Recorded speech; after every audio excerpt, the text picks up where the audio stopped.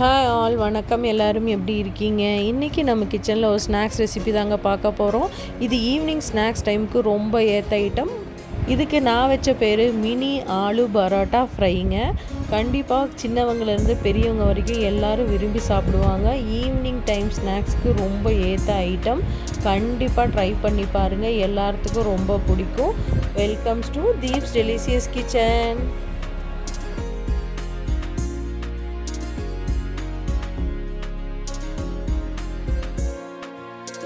இப்போ இது செய்யறதுக்கு தேவையான பொருள் என்னென்னு பார்த்துடலாங்க. கோதுமை மாவு, உருளைக்கிழங்கு, பெரிய வெங்காயம்,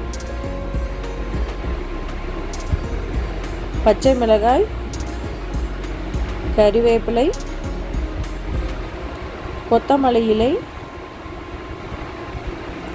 புதினா இலைகள், காஷ்மீரி மிளகாய்த்தூள், தேவையான அளவு உப்பு, பொரிப்பதற்கு தேவையான ஆயில். இப்போ எப்படி செய்கிறதுன்னு பார்த்துடலாங்க. முதல்ல உருளைக்கிழங்க குக்கரில் நம்ம பாயில் பண்ணி எடுத்துக்க போகிறோம்.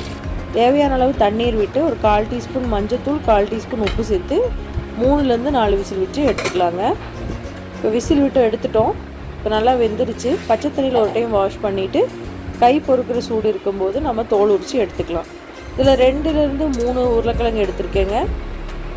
அது கூட நம்ம சின்னதாக கட் பண்ணி வச்சுருக்கிற பெரிய வெங்காயம், தேவையான அளவு உப்பு சேர்த்திட்டு காஷ்மீரி மிளகாய்த்தூள் ஒரு 1/2 டீஸ்பூன் சேர்த்திருக்கேன். பச்சை மிளகாய், கறிவேப்பிலை, மல்லி இலை, புதினா இலையை நம்ம கட் பண்ணி சேர்த்திக்கிறோம். குழந்தைகளுக்கு செய்கிற மாதிரி இருந்ததுன்னா பச்சை மிளகாயை நம்ம அவாய்ட் பண்ணிக்கலாங்க. இப்போ அதை நல்லா மேஷ் பண்ணி எடுத்துக்கிறோம். இப்போ நல்லா மேஷ் பண்ணி எடுத்துட்டோம். நம்ம இப்போ சப்பாத்தி மாவு எப்படி பிசையுமோ அதே மாதிரி நம்ம பிசைஞ்சு சப்பாத்தியை திரட்டி எடுத்துக்கிறோம்.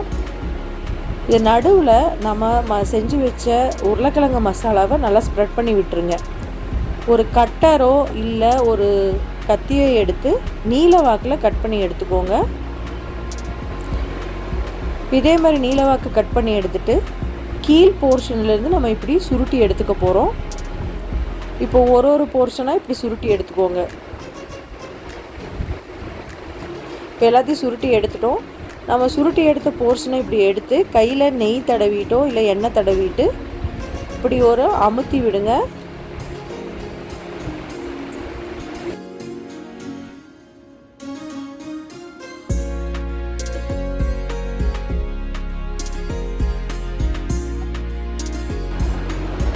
இப்போ இதுலேயே நம்ம இன்னொரு ஸ்நாக்ஸ் ரெசிபியும் செய்ய போகிறோங்க. அதே சப்பாத்தி மாவை எடுத்து நம்ம இப்படி தேய்ச்சி எடுத்துக்கலாம். நடுவில் ஒரு பவுலோ ஒரு டம்ளரோ ரவுண்ட் ஷேப்பில் வச்சுட்டு அதை சுற்றியும் நம்ம மசாலாவை ஸ்ப்ரெட் பண்ணி விடுங்க. கட்டர் இல்லை கத்தியை யூஸ் பண்ணி இப்படி நடுப்பாகத்தில் வெட்டி எடுங்க. இப்போ 2 பக்கமும் எடுத்துட்டோம். இதுக்கு இடையில இருக்கிற மாதிரியும் ஒரு முக்கோண ஷேப்பில் கட் பண்ணி எடுத்துக்கலாம். இதை அடிப்பாகத்திலிருந்து இந்த மாதிரி சுருட்டி எடுங்க. இது நல்ல ஒரு ஸ்நாக்ஸ் ஷேப் சூப்பராக வருங்க. இந்த மாதிரி எல்லா முக்கோணத்தில் கட் பண்ண எல்லா ஷேப்பையும் நம்ம சுருட்டி எடுத்துக்க போகிறோம்.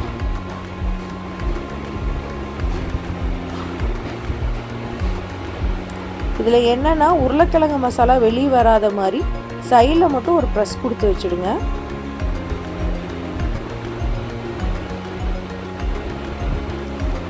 நம்ம இந்த மாதிரி டிஃப்ரெண்ட் ஷேப்பில் செய்யும்போது கண்டிப்பாக நம்ம குழந்தைங்களுக்கு ரொம்ப பிடிச்சி விரும்பி சாப்பிடுவாங்க. இப்போ ஆயிலை சூடு பண்ணிக்கலாம். ஆயில் சூடாயிருச்சு. மீடியம் ஹீட்லேயே வச்சு எல்லா பீசஸையும் இப்போ நம்ம ஃப்ரை பண்ணி எடுக்க போகிறோங்க. இதை 1 by 1 போட்டு கொஞ்சம் நல்லா டீப் ஃப்ரை பண்ணுங்கள். மீடியம் ஹீட்லேயே இருக்கட்டும். அப்போ தான் மேலே நல்லா கிறிஸ்பியாக வரும். இப்போ நல்லா பொரிஞ்சிருச்சுங்க. நம்ம வெளியில் எடுத்துடலாம்.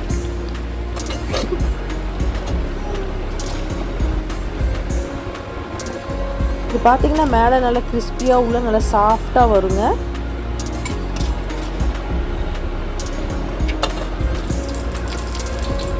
இப்போது நம்ம இன்னொரு ஷேப்பில் செஞ்சோம் இல்லைங்களா, அதையும் நம்ம பொரிச்சு எடுத்துக்க போகிறோம்.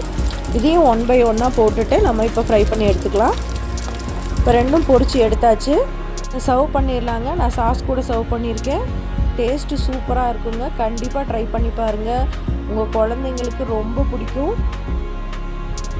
இந்த ஸ்நாக் பார்த்திங்கன்னா ரொம்ப கிறிஸ்பியாக இருக்கும், ரொம்ப டேஸ்ட்டாகவும் இருக்குங்க. கண்டிப்பாக ட்ரை பண்ணி பாருங்கள். பிடிச்சிருந்தா லைக் பண்ணுங்கள், ஷேர் பண்ணுங்கள், சப்ஸ்கிரைப் பண்ணுங்கள். தேங்க்ஸ் ஃபார் வாட்சிங்.